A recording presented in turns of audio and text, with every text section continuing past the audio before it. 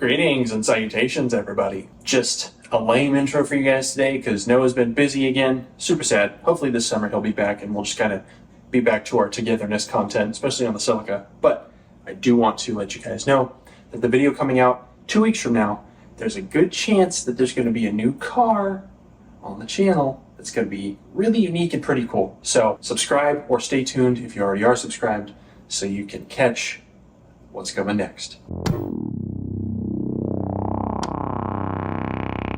What's up, guys? Today I am installing a cold air intake on a 2010 Dodge Ram 1500 with the 5.7 liter HEMI V8, baby. Now, this is probably going to be a fairly simple task, that remains to be seen, but the install, from what I understand, is fairly similar across most of the Rams that are kind of in this body style, this generation, if you will. So, follow along. It's not going to be a real tough deal, I don't think. I think it's time for a little bit of, what time is it? Oh, that's right. It's unboxing time.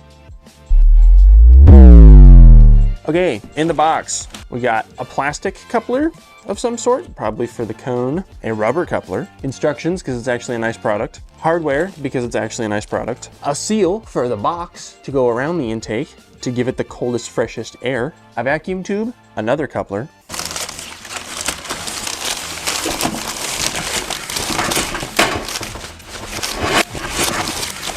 the intake itself, that doesn't scream quality to me.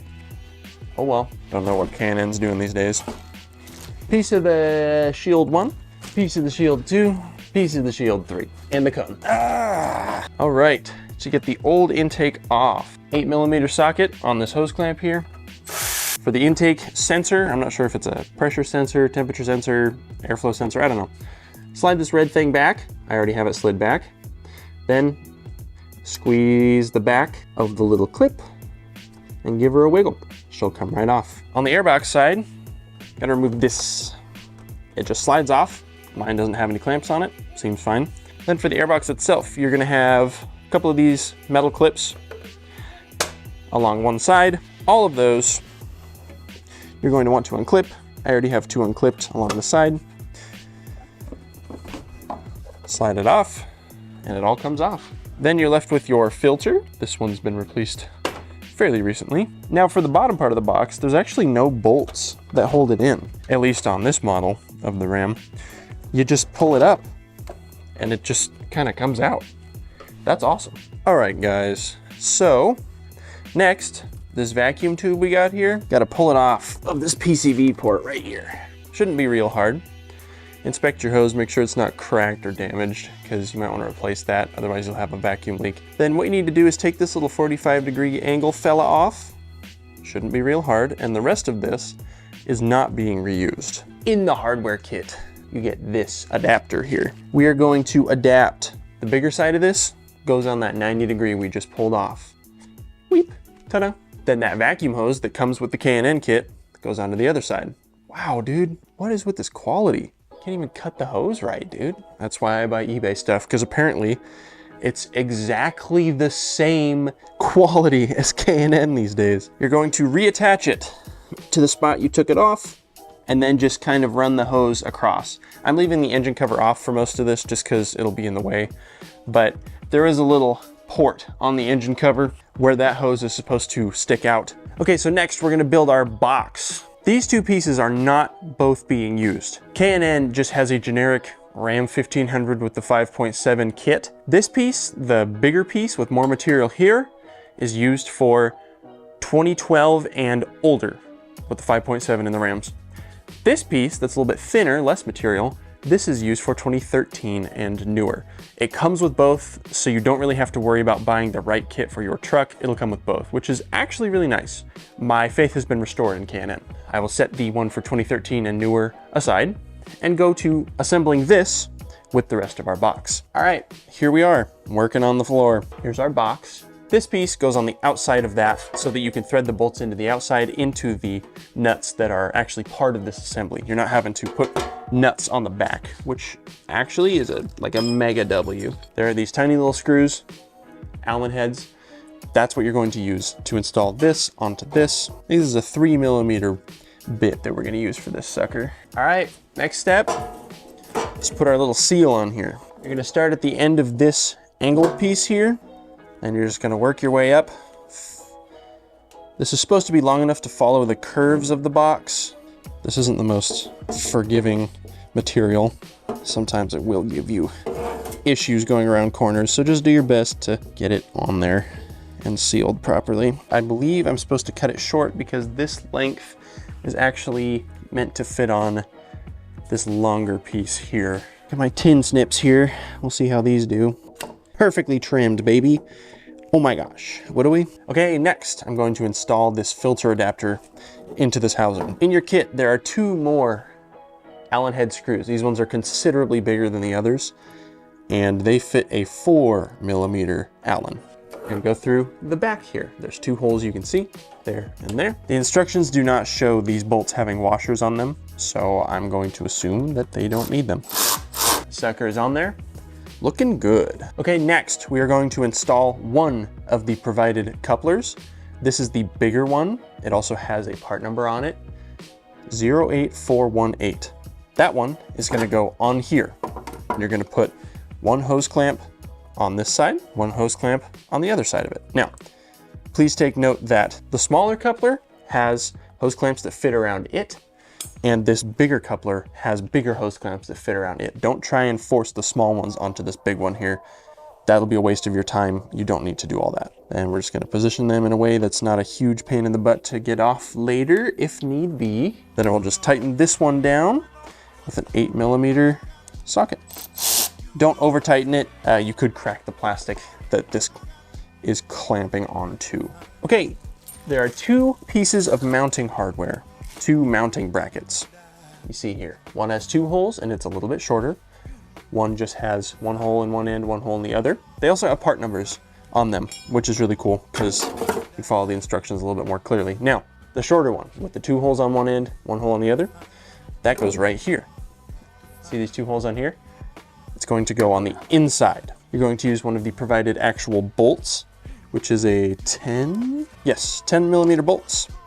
And there are supplied washers and lock washers. I'm not going to use these lock washers here because all of the hardware that clamps onto the box, all of the brackets, you will be using nylock nuts, and those will have a good enough locking mechanism. So I'm just going to use a washer on my little bolt here. 3 of these 10mm bolts are the same size and 1 is longer. Do not use the longer one for any of this. I believe it needs to be used for something else later. It's a good idea not to tighten these up yet because chances are when we get this puppy in the truck, we are going to need to move it around a bit in order to get it to line up with the bolt in the engine bay that it's supposed to connect to. This longer piece with just 1 bolt hole in each end, that one is going to mount to this hole here on the outside of the box, not the inside, the outside. And I'm going to use the same mounting technique as before. Okay, the first bolt we need to remove from the engine bay, 13mm, thank you Dodge. It's this front piece off of the old airbox kind of mounting system. This front bolt here, we are going to remove that. There's that one, set that aside. We will be reusing that. The second bolt that we will be removing is this one. Not this one, this one. It's farther towards the outside of the truck, and it's this front piece here underneath the AC line. We are now going to take our assembled airbox and we are going to fit it into this area where we just took those 2 bolts out. You can see here, I kind of got this first spot lined up, finger tight. Then for this other one, I will line everything up. Looks pretty good. Get my bolts in there and start this one with my fingers as well. Okay, so the box kind of flips around right now, but it is in place. We are now going to take the smaller coupler, 08698, put it on the throttle body. Put 1 hose clamp over it and put another hose clamp over it. We will tighten the bottom hose clamp. You don't want it tightened at the very bottom of the coupler. You want it 1/8 of an inch up. Now on our old airbox here, we have this temperature sensor. We need to remove this without breaking it, which might be a bit of a task. In the interest of saving that, I'm actually going to cut that.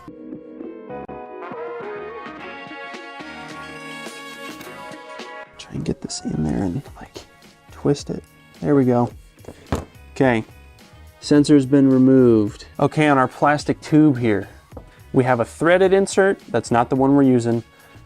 We have just a drilled hole. There's a grommet supplied that you need to slide into this and then slide that sensor through. I'm going to use some lubricant on this thing. I used a flathead screwdriver essentially to kind of cram this thing into place.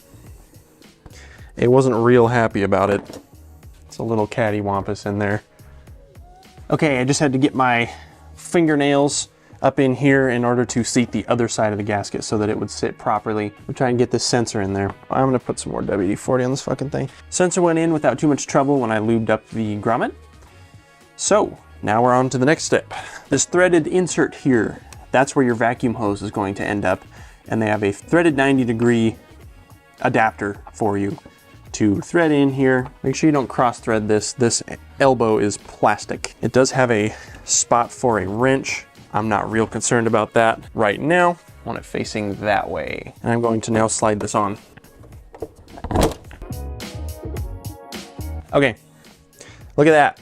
Big old K&N intake, baby. Okay, so because I wasn't able to show it very well in the last clip, that vacuum hose there has to be sticking out this little vacuum hose spot in the engine cover. Then I had to slide my hand under the engine cover here in order to grab this hose and slide it onto our little 90-degree fitting there. This guy's all good. Now you might be wondering, dude, that airflow sensor plug is back here. Do I have to like extend my wires? No, actually. K&N supplied 2 different extension wires. I think they're for 2 different years of the truck. Just pick whichever one plugs into your plug properly, and then just run it around to there and you're good to go. Everything is good right now. So I'm going to tighten this hose clamp, this hose clamp, this bolt, these bolts, that bolt, and the one in the front. I'm gonna do all that right now. The pièce de résistance, the actual filter in all its glory. Here it is. This is a huge filter. It's got its own hose clamp already partially installed. Slide this sucker over this giant adapter here and tighten her up. Let's start her up and hear what she's got, huh?